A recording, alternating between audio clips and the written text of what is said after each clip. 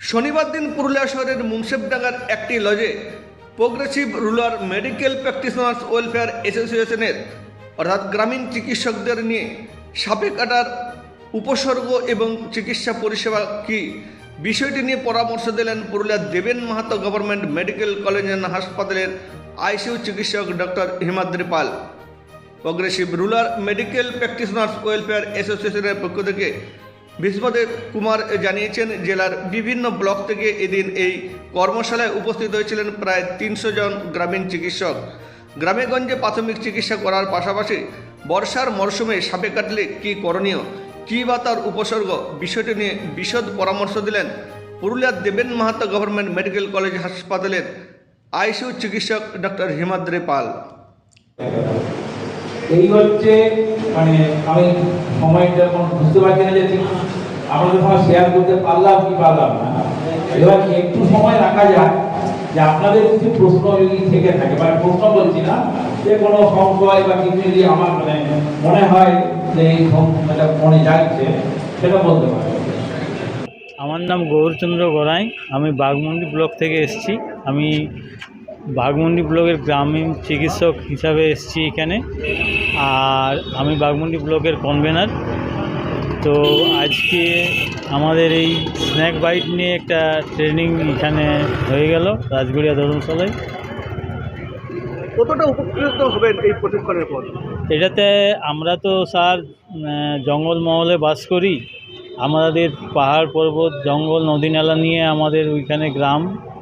তো সেই গ্রামে সাধারণ সাপের কামড় বা সাপে কামড়ায় অনেকেই মারা যায়। সেই ক্ষেত্রে আমার এটা অনেক উপকারে লাগবে, অনেক কাজে লাগবে। কারণ আমরা যদি এই সাপের কামড় থেকে এই যে প্রাথমিক যে শিক্ষা পেলাম, এই শিক্ষায় আমরা যদি তার প্রাথমিক চিকিৎসা করে হসপিটাল পর্যন্ত পৌঁছাতে পারি, তাহলে পেশেন্টটা বেঁচে যাবে। এই শিক্ষাটা আমার এলাকার ক্ষেত্রে খুবই উপকৃত, খুবই ভালো এবং খুব দামি বলে আমি মনে করি। বান্দান ব্লক জঙ্গলমহল এলাকা, এমনিতে বলা হয় জঙ্গলমহল এলাকা। তো স্নেক বাইট যে বিয়াটা প্রশিক্ষণটা আজকে আমি পেলাম, তাতে করে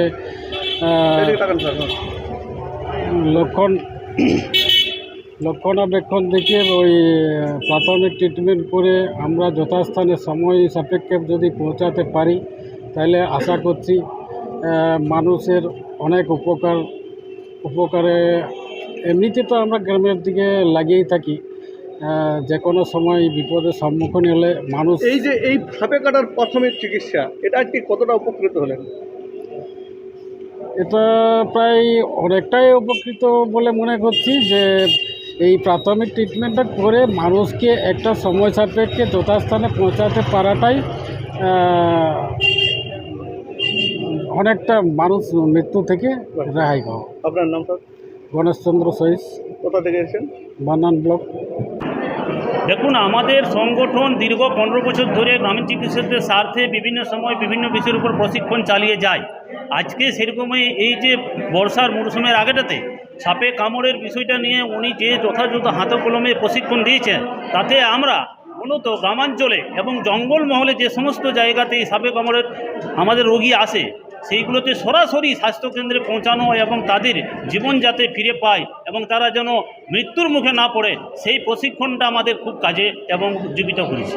আগামী দিনে কি আর অন্যান্য বিষয় নিয়ে প্রশিক্ষণ? অবশ্যই আমরা ডেঙ্গু, জলবাহিত রোগ এইসবগুলো নিয়ে চাই, আমরা জানতে চাই, শিখতে চাই। আপনার নাম? বিশ্বদেব কুমার, সেটেলার।